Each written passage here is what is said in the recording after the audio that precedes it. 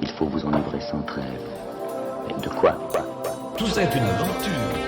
What we've got here is Vivre, c'est formidable, mais ça n'est pas sérieux. failure to communicate.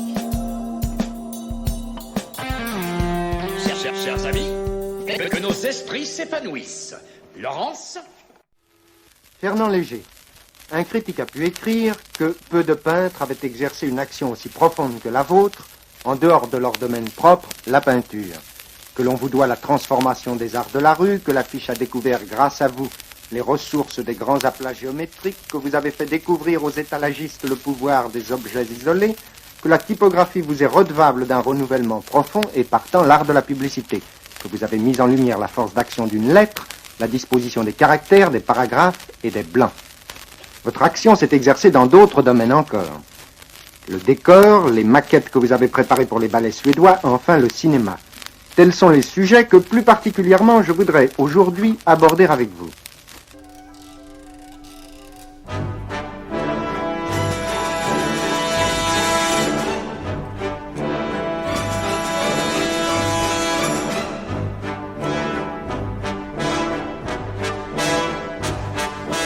C'était un extrait d'une interview radiophonique dans laquelle le journaliste Georges Charbonnier expliquait à son invité, Fernand Léger, au début des années 50, que son influence et son action artistique avaient de loin dépassé le domaine réservé à la peinture.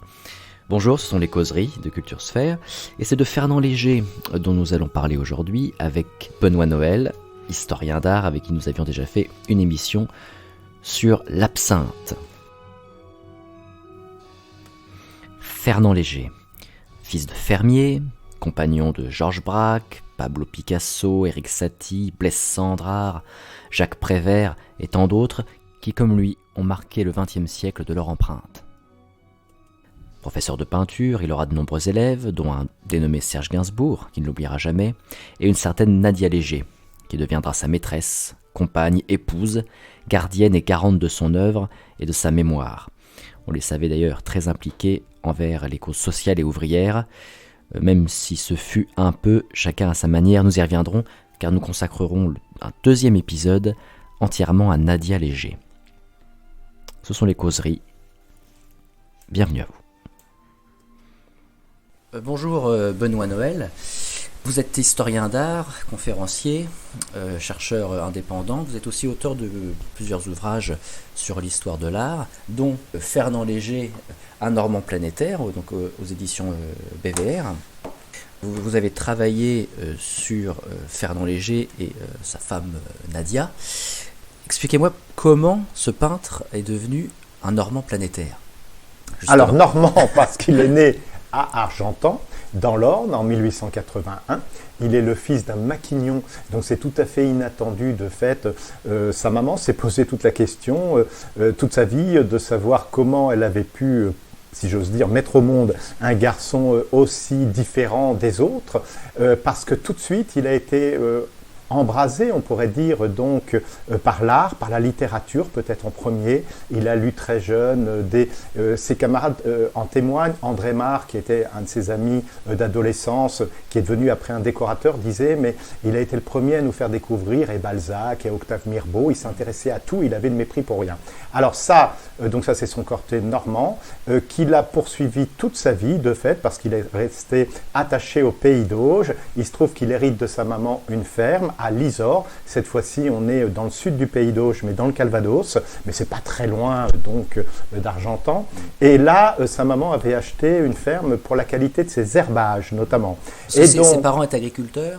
Alors, Maquignon, alors j'ai pas précisé ce qu'est Maquignon, donc en fait, de fait, son père était agriculteur et donc il vendait des bœufs qu'il allait mener à pied. À cette époque-là, ça se faisait ainsi, en sabot en plus, donc ça écorchait les pieds, donc jusqu'aux abattoirs de la Villette. Alors voilà, donc il faut faire toujours attention, hein, il y a un roman célèbre de Gilbert Cesbron qui dit « c'est Mozart qu'on assassine », c'est-à-dire que Mozart, de fait, un petit enfant comme ça, peut naître n'importe où, dans une ferme, dans des cité HLM, avoir un talent pour ce qu'il veut.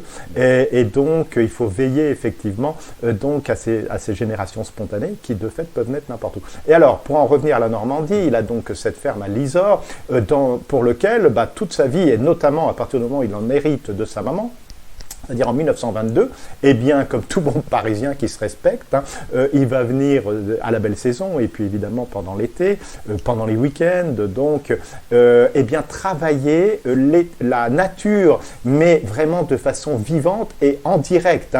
Il disait de Lisor que c'était son vivier des formes naturelles. Et comme il aimait mettre en tension, par exemple, un dessin d'une racine de poirier ou bien d'une feuille de houx, alors il les faisait donc à Lisor, sur le vif, en direct, donc voilà, des encres de Chine, des gouaches, et ensuite, rentrer l'hiver donc dans son atelier, enfin ça s'invente pas non plus, rue Notre-Dame-des-Champs, donc à cette époque-là, à Montparnasse, mais en bordure, c'était déjà la sortie de Paris, donc voilà, eh bien, il faisait là des grands tableaux, donc voilà, alors ça, c'est son côté normand, et son côté, et alors, pour en finir avec le côté normand, Blaise Cendrars, son ami, qu'il a invité souvent à venir à la ferme, donc de Lisor, il disait, il est incroyable, Léger, parce que de fait, il connaît très très bien les herbes. Il connaît les herbes pour engraisser les bœufs, précisément. Donc voilà, il était resté, il avait cette formation de fils normand de la nature. Et à quel moment va naître sa vocation d'artiste? Et alors, pour en venir à Planétaire, très très très tôt aussi, parce que ce garçon, il a une carrière fulgurante, et de fait, très très vite, il va exposer, il a ce souci, donc de toucher à tous les arts, on en parlera, mais en même temps d'exposer dans le monde entier. Et donc, il va être de l'Armorichaud, donc très très tôt en Amérique, il va exposer à Berlin, à Bruxelles, et ça, voilà, dans la première moitié de sa vie, on va dire qu'il est peintre depuis 15 ans, il expose déjà, donc, alors Planétaire, après, je peux extrapoler si on avance dans sa vie, moi j'ai beaucoup d'amis qui m'envoient d'endroits inattendus, donc ils me disent, tiens Benoît, est-ce que tu es passé par exemple par le musée d'Honolulu? Alors je leur dis, non, j'ai jamais mis les pieds à Honolulu, mais il y a des œuvres de Fernand Léger, donc il m'envoie, donc voilà, mais c'est vrai aussi, donc en Hollande, partout, il est représenté vraiment dans les plus grands musées du monde, mais il y a beaucoup travaillé en s'intéressant, en ayant de mépris pour rien, et en s'intéressant à toutes sortes d'art, c'est-à-dire c'est pas seulement la peinture, c'est aussi les décors, notamment il a travaillé pour les ballets suédois, et notamment, il y a un musée donc en Scandinavie, en Suède, donc qui retrace notamment le musée de la danse à Stockholm, et qui a énormément de choses qui tournent autour de ce qu'a pu faire donc Fernand Léger pour les ballets suédois. Il a fait des académies, il est passé par des écoles, il est autodidacte. Alors je suis content de dire qu'il a notamment dessiné, il s'est formé largement dans une académie de Montparnasse, qui n'est autre que l'académie de la Grande Chaumière, donc très très importante, qui a existé sous différents noms, Académie Colarossi, après Académie de la Grande Chaumière, enfin, etc. Et j'y ai enseigné, et c'est aussi une des raisons donc qui m'ont attaché à cette figure de Fernand Léger. Donc moi j'ai enseigné la communication visuelle notamment pour préparer des jeunes gens, donc qui ensuite ont fait des choses très différentes, décorateurs, designers, ou alors c'était très très porté, parce que j'y enseigne plus, mais ils rêvaient tous d'aller faire du dessin animé, donc par exemple pour les grands studios américains, donc dessiner comme ça parce que de fait il y a une demande. Oui. Pendant la Seconde Guerre mondiale, quel va être le rôle de Fernand Léger dans le milieu artistique français? Alors, il s'est déjà fait une image donc de personnes d'avant-garde précisément, parce qu'il est aussi très bon pour théoriser de façon simple ses idées. Et alors, il y a quelque chose qui va finalement jouer contre lui précisément pendant la Première Guerre mondiale, c'est qu'il souhaite intégrer, comme beaucoup d'autres peintres, le service du camouflage, parce que évidemment, on fait appel aux peintres pour cet art, ou cette subtilité qui est un peu naissante, en tout cas sous une forme moderne, pour une guerre, entre parenthèses, moderne si on veut bien, avec évidemment les chars Renault qui sont différents, les explosifs, les débuts de l'arme chimique, donc qui caractérisent précisément la Première Guerre mondiale. Et les peintres évidemment ont leur carte à jouer, et notamment éventuellement les peintres cubistes, parce que de fait on peut trouver des analogies entre le cubisme, une manière de voir donc la réalité, on va dire à travers un prisme, et puis donc l'approche du camouflage. Et Fernand Léger, du fait même même qu'il a cette image avant-gardiste, il s'est mis à dos les peintres beaucoup plus traditionnalistes que l'armée a recrutés et a mis à la tête du camouflage. Si bien que des Guirand de Sévola, des peintres de cet acabit, ont refusé la candidature de Léger et il en a été très très meurtri parce que du coup il a passé réellement 4 années au front où il a été gazé, à la différence par exemple, si on y revient, de son ami d'adolescence André Marre, qui lui, protégé par la famille Rothschild en tant que décorateur, il avait pour client, il faisait des reliures extraordinaires donc pour les livres, c'est qui était spécifique à une manière de faire sur parchemin, donc André Marre, il avait pour client les Rothschild et lui il a pu intégrer, et évidemment Fernand Léger en est resté très blessé. À cette époque-là, il fréquente déjà Braque, Picasso, Blaise Cendrars, ou c'est après-guerre? Alors, il y a des bandes, il y a des phénomènes de bandes. Il a toujours considéré, évidemment, le travail de Picasso, qui est absolument colossal, irremplaçable, qui innerve complètement le XXe siècle, mais ils se sont regardés un petit peu à distance, de fait, et dans les deux sens, parce que Picasso disait « Ah ben Léger, il ne fait pas exactement ce qu'on fait nous ». Alors, pour faire très très simple, dans le cubisme, par exemple, c'est cette approche, si vous voulez, par exemple, représenter un compotier, mais sous différents points de vue et le cristalliser sur une table, donc vu de différents points de vue. Alors c'est une approche très très moderne qui est un petit peu induite aussi par le cinéma, donc la fragmentation donc des plans dans le cinéma, les gros plans du cinéma, etc. Mais Léger et Delaunay, par exemple, pratiquent un cubisme beaucoup plus coloré que celui que donc ont pu mener l'accordé qu'est Pablo Picasso et Georges Braque. Et alors, il leur reprochait même de ne pas tenir compte suffisamment de la couleur et de faire ils appelaient ça plaisamment Delaunay et Léger, ils disaient ils font un cubisme d'araignée, parce qu'ils s'intéressent qu'aux formes. Alors pourquoi? Ils avaient une bonne raison pour faire très très simple, Picasso de faire ainsi, parce qu'en fait Picasso, en prenant et en faisant tout pour être la tête de fil, la tête de pont donc du cubisme, c'était pour répondre en fait aux audaces colorées du fauvisme qui précède un petit peu, mené par Henri Matisse. Il avait bien compris que le grand peintre dans les années 1905, c'était Matisse qui régnait sur l'école de Paris, enfin si on peut à cette école-là parler d'école de Paris, mais en tout cas sur Paris. Et du coup en 1907, il fait tout donc pour prendre la tête du cubisme. Alors le fauvisme, c'est vraiment une décomposition de la couleur et faire jaillir la couleur comme des feux d'artifice, des feux de Bengale. Et Picasso, pour s'opposer à Matisse, c'est la décomposition de la forme. Donc, c'est plus, d'où le travail sur les toiles d'araignée, que pouvaient, mais Léger et Picasso se sont toujours regardés jusqu'à leur fin de leur vie en s'estimant. Cette décomposition de la forme, elle est un peu mise en place par Cézanne, et les héritiers vont être Picasso et Fernand Léger.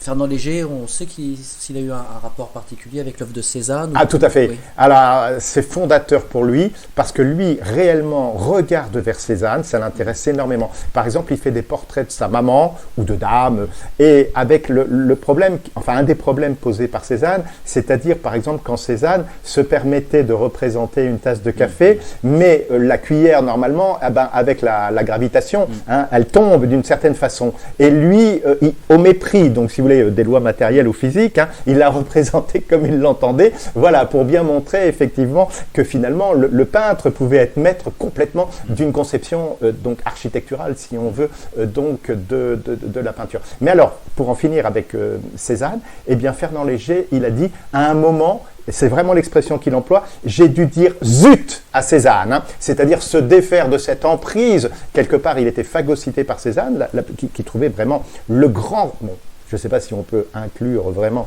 parce que ça c'est des facilités de langage, mais Cézanne dans l'impressionnisme. Mais Fernand Léger disait, si quelqu'un, vraiment la figure avec laquelle il pouvait dialoguer, et en même temps il a fallu qu'il s'en défasse au sein de l'impressionnisme, c'était Cézanne, qu'il a regardé de très près, mais qu'il a très bien compris, interprété, et quelque part voulu, non pas dépasser, il ne s'agit pas de dépasser, mais continuer.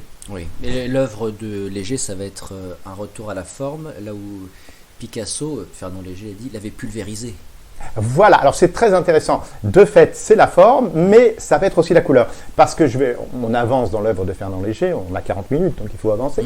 Et donc, en l'occurrence, il va faire quelque chose de très moderne, mais qu'il va mener aussi de façon, il faudrait parler d'un autre peintre qui est aussi normand, qui s'appelle Raoul Dufy. Il va faire quelque chose de tout à fait étonnant. Qui était du Havre ? qui est du Havre, bravo Bastien, tout à fait.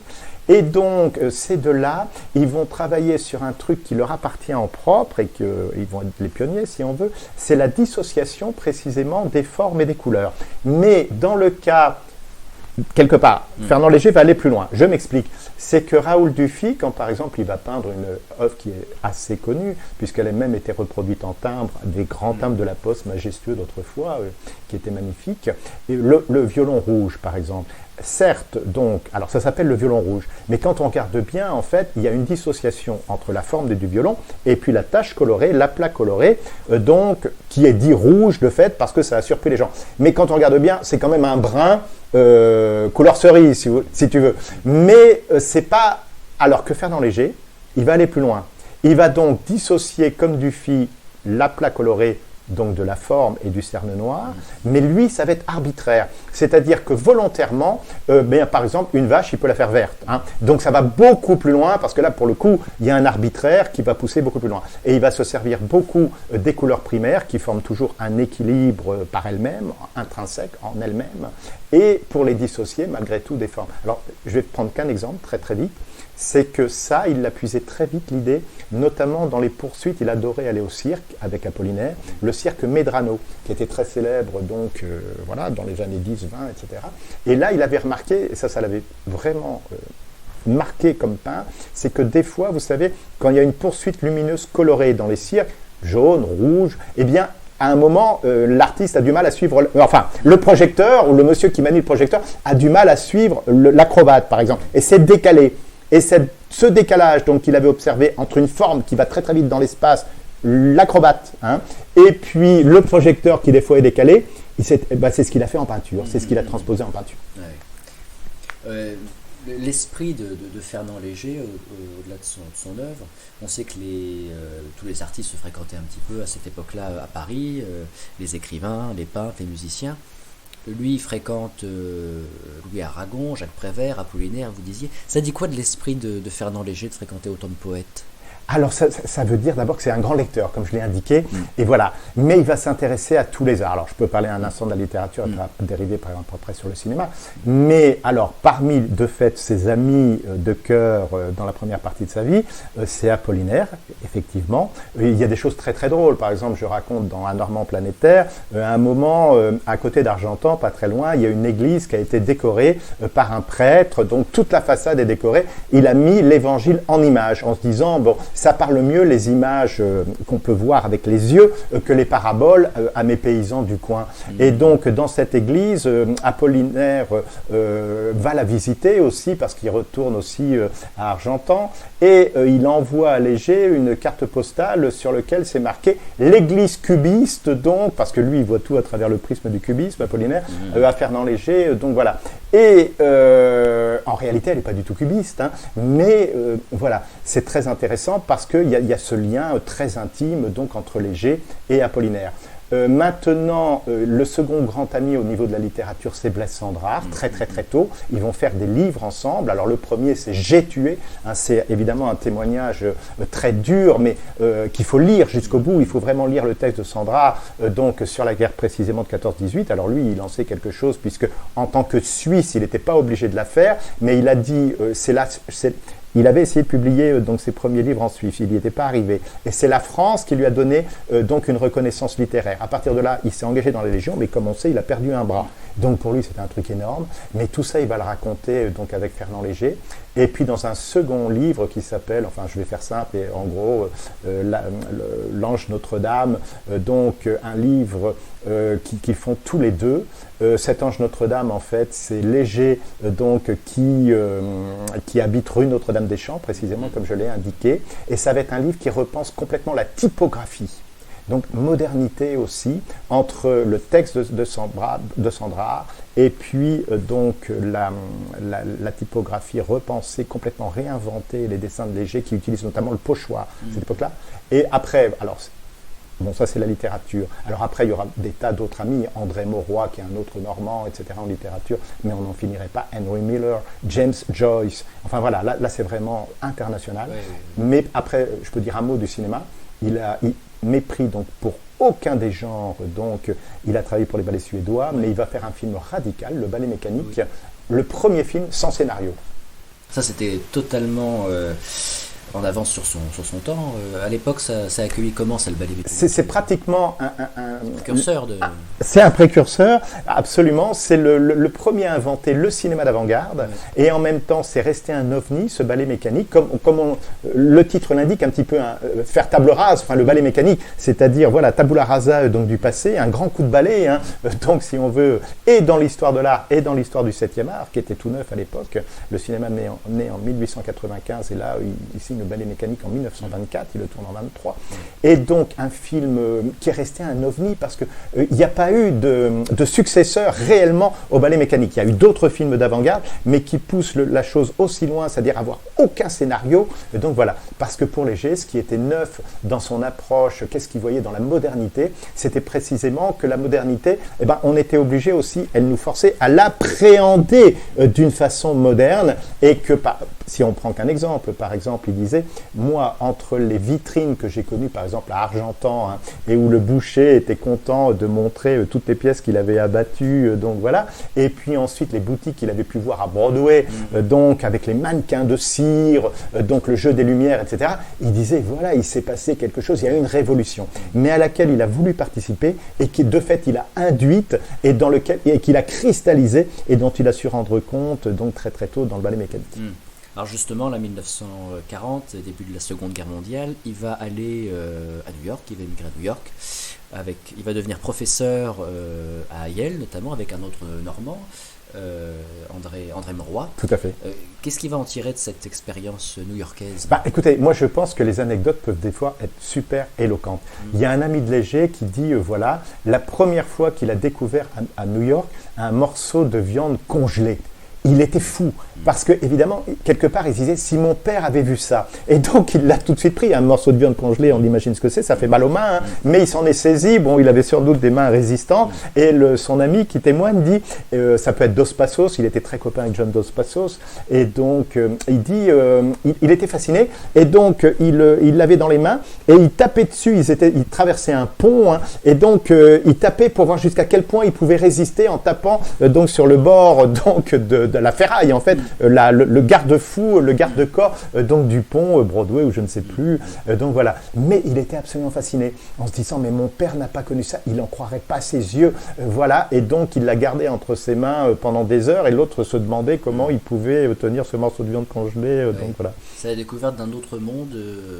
Il s'est dit, voilà, et en même temps, alors, il est précurseur, Léger, mais franchement, c'est pas parce que, oui, je l'apprécie, je défends sa mémoire, mais regardez, par exemple, il est le premier à dire en Sorbonne, c'est complètement con de vouloir manger des fraises à toute époque de l'année, hein, même s'il y a cette congélation de fait qui est naissante. Et donc, il dit, non, il y a la congélation de fait, mais il faut manger les fraises quand elles sont dans le jardin. Et donc, voilà, il est le premier à dire, voilà, on a un culte de la vitesse complètement effréné et débile quelque part, et à dire, vous savez, une vache, elle va pas modifier son rythme, hein, elle fera toujours du 2 km/h, donc, et elle va pas, on peut faire peut-être des fermes, comme aujourd'hui les 1000 vaches, avec 1000 vaches, mais une vache, il ne faut pas la contraindre à produire plus de lait qu'elle ne peut. Vous voyez, comme aujourd'hui, par exemple, si je fais une incise, on pousse et les étalons donc valent une fortune et tout ça, mais en même temps, on les pressurise beaucoup trop, et donc c'est pas bien. Mais lui, il avait vu dans cette course aux nouvelles techniques, déjà une scission avec le rythme naturel, et déjà dans les années 30-40, il avait vu que ce serait peut-être pas très bon pour l'avenir. Il est complètement incroyable, parce qu'il voit ce fossé, le gap, hein, oui. Qui se crée donc de fait entre l'homme et la nature, l'homme dénaturé de fait, et il prévient, et là-dessus, il est absolument prophétique. Parce que c'était pas encore comme ça en France, tout à fait.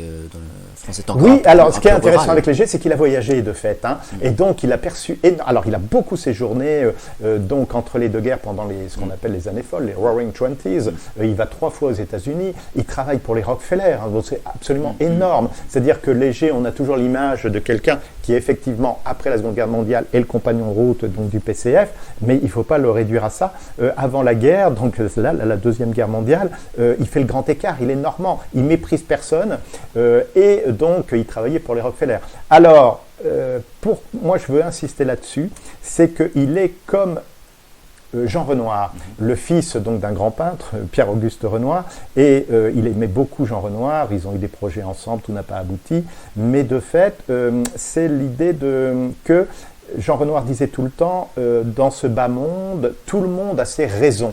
Hein. Et de fait, c'était aussi une antienne qu'avait repris à son compte Fernand Léger, et en cela, il a complètement raison, c'est-à-dire qu'il est dénué et de mépris et de cynisme. J'adore Sacha Guitry, j'ai beaucoup travaillé sur Sacha Guitry, mais chez Sacha Guitry, il y a toujours une part d'humour, certes, ça c'est très bien, mais une part de cynisme. Chez Léger, il y aura, c'est pas un reproche, chacun est constitué selon ses fondamentaux, mais chez Léger, il n'y a ni mépris ni cynisme, ce qui lui a permis d'être planétaire, de fait, et tout en restant authentique, c'est-à-dire selon ses fondamentaux à lui, qui était la Normandie.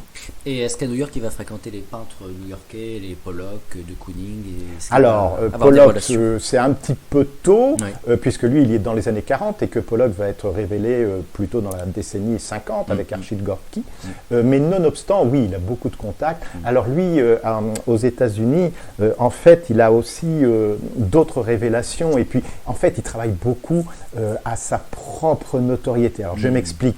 Ce qui est important pour lui, notamment pendant la période américaine, pendant la Seconde Guerre mondiale, il va travailler notamment avec un jeune cinéaste qui s'appelle Thomas Bouchard. Et avec Thomas Bouchard, il va faire un film qui définit un petit peu sa philosophie, donc il s'appelle Le Nouveau Réalisme. Enfin, le titre est anglais, mais je le traduis, Le Nouveau Réalisme de Fernand Léger, et dans lequel, par exemple, il fait quelque chose qui est d'avant-garde, et quelque part, il précède un peu Matisse. Je m'explique. Dans ce film, qu'il faut prendre vraiment très au sérieux, vous voyez Fernand Léger jongler. Alors, c'est compliqué. Il a découpé, en fait, ce qu'il veut mettre dans un tableau. Prenons un exemple qui s'appelle la racine noire ou des choses comme ça. Il a découpé des petits éléments en bois et il jongle avec et il explique à Thomas Bouchard comment son tableau, en fait, il pourrait être complètement différent. Eh bien, si il prenait le parti de mettre la racine ici ou là, etc., l'oignon, enfin, etc., donc tous les éléments constitutifs. Et tout ça, c'est avec des petits, comme une maquette, mais faite donc en bois. Et ce qui est très, très intéressant, c'est que dans la démonstration qu'il fait, eh bien, ça précède quelque part les fameux papiers découpés que va mener dans la foulée, mais quand même avec un petit peu, quelques années après, donc Henri Matisse. Et là, par exemple, eh bien, il y a une préfiguration pratiquement donc chez Léger. Alors, on s'en est beaucoup moqué, et le premier à s'en moquer, c'est évidemment Henri Matisse, parce que quand il a vu le film en France, il s'est dit, zut, Léger, quelque part, il s'en est inspiré, mais sans le dire. Et donc voilà. Donc c'est pour dire à quel point c'est un melting pot. Et aux États-Unis, il y a ça. Il y a un autre rapport aussi. Il va beaucoup travailler avec quelqu'un qu'il va même rencontrer au Canada, qui est le père Couturier, donc qui est le monsieur, le dominicain, qui après la Seconde Guerre mondiale va rénover ce qu'on appelle l'art sacré, c'est-à-dire l'art religieux, hein, mais justement pour s'écarter de ce qui se faisait à Lisieux et que détestait aussi Léger, qui était l'art saint-sulpicien, c'est-à-dire toute cette débauche de marbre cotonneux et des poupées des Saintes Thérèse fuligineuses surmaquillées avec des lèvres carmin, donc voilà, à l'opposé de ce que peut être le message de Sainte Thérèse. Et donc la première fois où il rencontre le père Couturier, c'est au Canada, en allant enseigner aussi au Canada, au-delà des États-Unis. Oui. Il y a aussi son rapport avec le milieu industriel et ouvrier. Fernand Léger, il est indissociable de ce milieu-là.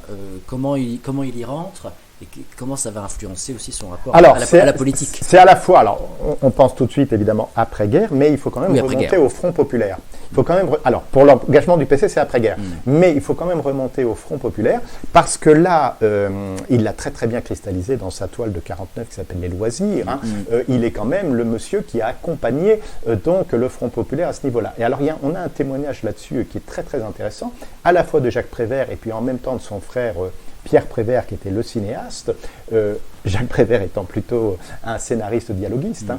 Et tous les deux, ils ont dit au moment du Front populaire, Fernand Léger était toujours là, toujours disponible, parce que de fait, il faisait des happenings sur les places de village, donc le mouvement donc, animé par Jacques Prévert et Pierre Prévert, et il dit, si on avait besoin de Fernand Léger pour faire des décors, il était là, il répondait présent. Et ça, moi j'ai les textes, donc de fait, il a été vraiment important à ce niveau-là, dans la défense, effectivement, des idéaux du Front populaire, c'est-à-dire l'accès, enfin, ce qui en reste beaucoup, mais c'est pas seulement ça, mais c'est notamment effectivement donc cette acquisition des congés payés. Et maintenant, si on va après-guerre, donc compagnon de route du PCF, il l'a fait beaucoup, induit aussi, alors là pour le coup, là il marchait, il regardait toujours ce que faisait Picasso, parce que Picasso précisément annonce donc, je crois que c'est en 1945, le fait qu'il adhère de fait et il prend sa carte du PCF. Alors là, Léger se dit, je peux pas rester en recul, et puis en plus ça va être induit donc par sa seconde épouse qui s'appelait Nadia Kodiosevitch, donc qui venait de Biélorussie, mais qui était son assistante depuis 1932, donc dans son atelier, son académie moderne, donc de Fernand Léger. Et elle, pour le coup, elle est stalinienne, elle est rouge, et elle va beaucoup le pousser, effectivement, donc à défendre les idéaux. Alors, Fernand Léger, il va le faire, mais un peu comme Nadia, pour défendre la paix. Parce que, donc, après la Seconde Guerre mondiale, vous avez la montée donc, des périls et donc les équilibres entre les deux blocs américains et soviétiques. Vous savez, cette guerre froide. Et donc, Fernand Léger, en même temps, alors, il est donc compagnon de route comme énormément d'intellectuels de l'après-guerre, hein, mais ils étaient aussi tous ses compagnons parce qu'ils étaient tout à fait conscients que c'était les victoires soviétiques qui avaient mené finalement à la conclusion donc, de cette guerre. Donc il y avait un engouement et pour la résistance française et pour le rôle qu'avaient tenu les Russes dans la guerre, pour la résolution du conflit. Et ce Fernand Léger, lors du PCF, si vous voulez, c'est pas qu'il soit fondamentalement en accord, et il ne savait pas tout à cette époque-là, évidemment, des crimes de Staline, mais ce qui l'intéressait, c'était de conjurer une possible nouvelle guerre de fait, et il s'y est beaucoup employé avec Nadia. D'accord. Oui, c'est vrai que sa femme va avoir beaucoup d'influence. On va voir ça dans ce gros épisode consacré à Nadia Léger, parce qu'elle aussi, ça va être la femme grâce à laquelle l'œuvre de Fernand Léger va pouvoir perdurer et va être... on ne peut pas dire la femme de l'ombre en fait, parce qu'elle n'est pas du tout, elle est pas dans l'ombre. On en parlera dans la prochaine émission. Avec lui, le cubisme, on dit, devient le tubisme. Alors ça, c'est un problème extrêmement complexe que je n'ai pas complètement fini de résoudre, parce qu'on attribue toujours le mot tubisme à Louis Vaucel, et ce critique d'art, qui n'était pas mauvais d'ailleurs, hein, qui a vraiment toute une œuvre de critique d'art, il a vraiment suivi l'avant-garde, l'école de Paris, les artistes indépendants, etc. En fait, il a utilisé ce mot tubisme, mais pas du tout à l'époque où on le dit, c'est-à-dire avant la Première Guerre mondiale. Il l'a utilisé plus tard, à propos de Fernand Léger, mais on va dire dans les années 22, 23, etc., dans des écrits. Et aujourd'hui, je mets au défi n'importe quel historien d'art de me trouver le mot tubisme précisément employé par Vaucel, alors qu'on dit toujours, et tout le monde le répète, et répète cette idée toute faite, donc de Louis Vaucel employant ce mot pour désigner l'art de Léger avant la Première Guerre mondiale. Et je crois que c'est un autre critique d'art dont j'ai le nom en tête, mais je ne vais pas dévoiler aujourd'hui parce que je continue de chercher, mais qu'il a utilisé dans le mot tubisme dans un journal qui s'appelle Paris Midi. Or, je vous assure que là, le sort joue contre nous, parce que même à la BNF, il manque les années de Paris Midi, les collections. Ce n'était pas un journal hyper répandu, beaucoup ont été brûlés, ont disparu, et donc je n'ai toujours pas réussi à mettre la main. Je pense que c'est une période précise, donc voilà, un autre critique d'art, mais si quelqu'un a des collections de Paris Midi d'avant la Première Guerre mondiale, il faut me les soumettre, parce que là on recherchera activement, mais c'est un autre critique d'art, et c'est pas Louis Vaucel, et je n'ai jamais trouvé de mention de Louis Vaucel, j'ai cherché absolument des années durant, enfin je cherche depuis 15 ans. Donc voilà, donc ça c'est une idée toute faite. Bon. Louis Vaucel en a parlé, mais après, mais pas au moment où on le dit. Oui. Et Ce mot viendrait du fait que dans ses œuvres, il peignait des espèces de tubes en relief. c'est une caricature. C'est une caricature, c'est un petit peu les feuillots de poil. C'est-à-dire que, voilà, comme Ouais. on se moquait beaucoup des tubismes, voilà, on disait, alors de fait, ils décortiquaient sur leur toile, Ouais. oui, des mandolines, enfin toutes Ouais, sortes de ouais, choses ouais, qu'ils ouais. avaient dans leur, tout près de chez eux, enfin voilà, dans leur salon. Hein. Donc voilà, et alors par un effeuillot de poil, on a accusé Léger de faire finalement du sous Picasso et de faire du tubisme. Mais Picasso ne l'avait pas pris du tout comme ça. Il a dit, mais non, au contraire, ce Fernand Léger, il fait quelque chose, et Delaunay, hein, ils font quelque chose de différent de nous, et il faut regarder. Et Picasso a regardé de très près, et il ne l'a jamais raillé, lui. Hein. Il a dit, au contraire, s'il fait du tubisme, c'est qu'il fait quelque chose de différent, allons-y voir. Alors qu'effectivement, on raille facilement Fernand Léger sur ce tubisme, on essaie de l'enfermer donc dans cette idée-là. Bon, certes, oui, il a pu peindre, mais enfin, il n'a jamais peint réellement des tuyaux. Hein. Il a célébré la machine, enfin, célébré la machine. Attention, célébrer la machine en même temps en disant prenons garde aux séductions de cette machine. Oui. Il n'a pas célébré l'ouvrier aussi, en même temps que la machine? Si, alors, il ne faut pas aller l'ouvrier. Il a été, en fait, lui, son tempérament le portait en tant que fils du peuple, hein, naturel, donc vers l'ouvrier. Mais il a été déçu certaines fois, alors 2 fois, notamment en faisant des conférences à Lille, à l'invitation de Daniel Vallard, donc dans la maison de la culture de Lille ou dans des usines là-bas. Et il a dit, les patrons sont venus, les contremaîtres sont venus, mais pas les ouvriers. Donc là, il a été déçu parce que même quand le Front populaire essayait de porter l'art donc vers les ouvriers de fait ne venaient pas parce qu'ils n'avaient pas l'habitude de pousser la porte d'une maison de la culture qui était naissante à l'époque, d'un cinéma ou même d'aller à une rencontre qui pouvait parler d'art parce qu'ils ne se sentaient pas armés eux-mêmes pour en parler. Donc il a été déçu une première fois et il a été déçu même une seconde fois lors du Front populaire parce qu'il y a eu un ministre très très éclairé du Front populaire, faisons simple, un directeur du Louvre, qui ont ouvert le Louvre le soir en disant les ouvriers vont pouvoir y aller parce que là c'est pas pendant la journée et donc ils ont fait des nocturnes. Et là les ouvriers se sont pas plus pointés parce que de fait on peut pas décréter d'un seul jour que les gens qui travaillent à Aubervilliers viennent un coup de métro et donc le soir après une journée harassante. Donc voilà. Donc deuxième déception, c'est que Fernand Léger était là, il attendait de pied ferme si on veut les ouvriers devant la Joconde et les ouvriers sont pas venus. Troisième déception, alors du coup il se dit il faut porter l'art carrément donc dans les usines. Donc là, pour le coup, après-guerre, la fameuse toile Les Constructeurs, Oui. il fait en sorte donc qu'elle soit exposée donc dans les usines de Renault-Bouillancourt. Et puis ensuite, comme il y avait plusieurs toiles en fait qui étaient exposées, il va manger à la cantine. Et il écoute justement ce qu'en disent les ouvriers. Mauvaise réception. Mauvaise réception, c'est-à-dire qu'ils disent les mains, c'est pas ça, il a pas bien dessiné les mains, c'est pas des mains de travailleurs et tout ça. Donc il est très très vexé de fait, alors même que lui, il avait ce tropisme naturel donc à aller vers les ouvriers. Là, il a été déçu et il faut savoir malgré tout que aujourd'hui, on considère que cette toile résume de façon formidable donc les 35 glorieuses, qui n'ont pas été forcément glorieuses pour tout le monde, c'est toujours pareil, mais en tout cas les cristallise formidablement. Et elle est retenue par des historiens tout le temps pour illustrer donc les 35 glorieuses. Et en même temps, il faut savoir que le PCF, non pas le PCF, si le PCF, le Parti communiste, non c'est la CGT. Voilà, je savais, excusez-moi, c'est la CGT. Donc Léger leur a proposé de leur faire un très très très bon prix, voire de leur donner donc les constructeurs, et même si on leur avait donné, ils n'en voulaient pas. C'est-à-dire là aussi une incompréhension en fait du message humaniste donc que portait Léger, mais qui était en avance sur le temps. Alors quelle va être la fin de vie de Fernand Léger et l'avenir de son œuvre? Alors là c'est très intéressant. Je dirais qu'aujourd'hui il peut parler à la jeunesse pour 3 raisons.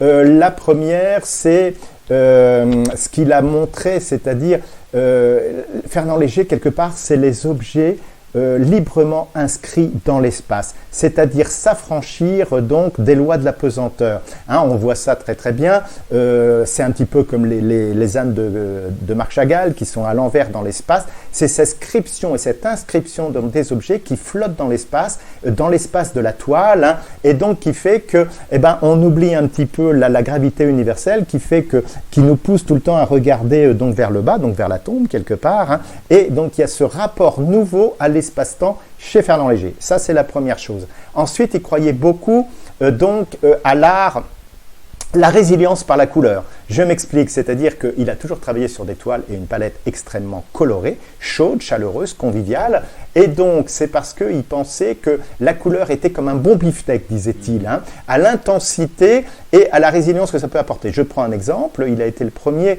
notamment à proposer à l'hôpital de Saint-Lô une charte colorée à la fois pour le bâtiment et ensuite, on va dire, jusqu'au dessus de lit et puis aux meubles et puis donc en disant, voilà, si le malade se réveille effectivement dans un contexte chatoyant, coloré, etc., tonique, de fait, il guérira plus vite. Aujourd'hui, on en est convaincu, mais ça a été appliqué que dans de très peu hôpitaux donc français, puisque la plupart sont blancs, hein, hygiéniques, voilà, il faut, voilà. Et lui, il a dit non, il faut la couleur. Alors, ça a été appliqué pour une part à Saint-Lô, là, il était aussi complètement d'avance, et puis un petit peu grâce à l'intelligence donc de Michel Renaud, qui a créé l'hôpital d'Argentan et auquel il faut rendre hommage, donc dans la lignée donc de Fernand Léger. Alors ça, aujourd'hui, on a aussi des associations qui font travailler les malades, évidemment, sur des pratiques artistiques, qui les aident beaucoup à récupérer, et notamment aussi à les planter des fleurs, quand il y a des fleurs, des végétaux, à entretenir donc des jardins donc dans les hôpitaux, donc aussi pour gagner sur la maladie. Et le troisième grand, et je conclurai là-dessus, donc pour répondre à ta question, donc précepte de Fernand Léger, c'est l'art dans la rue. C'est-à-dire, c'est l'art pour le peuple. Hein. Donc, moi, je vais prendre un exemple, c'est que je me suis occupé, il se trouve que j'habite dans un village, Livaro, pas très loin de la ferme de Fernand Léger, l'Isor, et que je me suis occupé pendant très longtemps, et encore un peu maintenant, donc de l'Office municipal d'action culturelle. Et j'ai toujours été convaincu, et j'ai toujours prôné dans la lignée de Fernand Léger, précisément d'action dans la rue. Dans la rue, on peut absolument tout faire, culturel, hein. On peut faire des feux d'artifice, mais on peut faire venir des compagnies de théâtre, des compagnies de marionnettes, etc. Or, je peux dire qu'à chaque fois qu'à Livaro, nous avons proposé avec l'OMAC donc des spectacles de rue, eh bien, voilà, spontanément, des gens qui n'auraient pas poussé la porte d'un théâtre, d'un cinéma, même de la salle des fêtes, eh bien, sont associés et donc sont venus et ont pu en profiter. Eh bien, Fernand Léger, c'est ce qu'il a dit toute sa vie. C'est-à-dire, en fait, bon, il n'a pas été suffisamment accompagné par les pouvoirs publics, mais son rêve, c'était de créer des murals, c'est-à-dire des murs peints. Donc là, il était complètement pionnier donc partout, hein, et donc que l'art soit offert gratuitement au peuple. Donc voilà. Alors aujourd'hui, les murs peints font florès un petit peu, mais ça, c'est vraiment des idées que défendait en pionnier donc Fernand Léger dès les années 30. Hein. Et lui, alors il a pu en réaliser certains de façon pionnière, mais qui ont généralement qui n'ont pas été sauvés. Il y en a un, par exemple, lors d'une fête d'industrie, donc juste avant la Seconde Guerre mondiale à New York, donc il a fait pour une grande fête de l'industrie en 1939, donc voilà, mais malheureusement il a été détruit depuis. Et pour finir, ce message, il est d'actualité. Pourquoi ? C'est qu'aujourd'hui, moi je considère que les artistes les plus porteurs du moment, ce sont des artistes à message humaniste, et c'est Monsieur Banksy, par exemple, donc voilà, qui se bat pour la cause palestinienne, par exemple, c'est Monsieur J.R., donc qui sont des artistes qui parlent. Moi, quand j'enseignais encore donc à l'Académie de la Grande Chaumière, avec mes étudiants, on parlait sans cesse de Banksy et de J.R., et de fait, ce sont des artistes qui parlent à la jeunesse, qui ont des convictions politiques, qui savent donc les porter de façon internationale, comme Fernand Léger, et qui, je pense, ont regardé ce message de Fernand Léger. Et il y a un monsieur que moi j'aurais souhaité, c'est un petit peu un regret que peut-être l'âge fasse qu'il n'ait pas pu venir aujourd'hui à la ferme de l'Isor, c'est le grand photographe William Klein. William Klein a été, comme Louise Bourgeois, par exemple, la sculptrice, donc un élève de Fernand Léger, et il n'y a pas une interview de William Klein donc, où il ne rend pas hommage donc, de fait à Fernand Léger, et j'aurais souhaité donc du coup qu'il vienne photographier la ferme de l'Isor, etc. Donc j'ai essayé de faire passer le message un peu à droite et à gauche. Alors cette ferme de l'Isor, pour terminer, elle a aussi une actualité, elle est toujours active. Elle a une actualité sur la couverture de votre livre. Oui, parce qu'il y a la toujours belle fresque là, cette mosaïque. Cette mosaïque, oui. Extraordinaire, donc la fermière La Vache, qui est un hommage à sa maman, hein, de fait, cette ferme donc qu'il tenait de sa mère. Et puis, il y a une actualité triple cette année, qui est assez incroyable, mais formidable. Donc, l'hommage des franciscaines, c'est la nouvelle faisons simple, médiathèque multimédia donc de Deauville, qui présente donc ce printemps une exposition, l'histoire d'un couple, en fait c'est très très important, donc une exposition consacrée au dessin gouache donc de Fernand et de Nadia Léger, donc dû au travail qu'a mené Jean Duchâtenay pour la restauration donc de cette ferme et qui est prêteur donc pour cette exposition. Puis cet été, il y aura 2 expositions, et là on voit que s'il y a une telle effervescence, c'est que précisément l'œuvre de Fernand Léger continue de parler aux jeunes générations. Donc il y aura une exposition à Biot, qui était déjà présentée à Belfort à l'automne, mais maintenant donc au musée de Biot, au musée national Fernand Léger. Biot, on est dans les Alpes-Maritimes, et une exposition sur Fernand Léger et le cinéma, donc qui va retracer précisément, notamment l'importance de ce ballet mécanique dont j'ai pu parler. Et puis une exposition au musée Pierre Soulages de Rodez. Donc, et là, le titre de l'exposition est parlant en lui-même. Fernand Léger à bras-le-corps. Eh bien, de fait, il a pris son siècle à bras-le-corps, le XXe siècle. Et c'est un titre tout à fait bien trouvé. Et donc, il faut rendre grâce à ces 2 expositions et surtout aller les voir. Très bien. Mais merci beaucoup Benoît. On va suivre ça de près, l'actualité de Fernand Léger.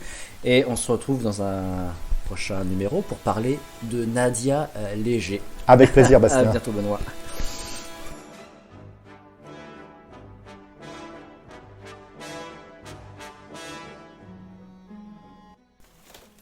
C'était Fernand Léger, un Normand planétaire avec Benoît Noël. Je vous invite à nous retrouver dans un second épisode consacré à son épouse Nadia Léger, la peintre et femme de l'ombre. Si vous avez aimé cette interview, je vous invite à la partager et à aller écouter les autres causeries sur la page Culture Sphère. À bientôt.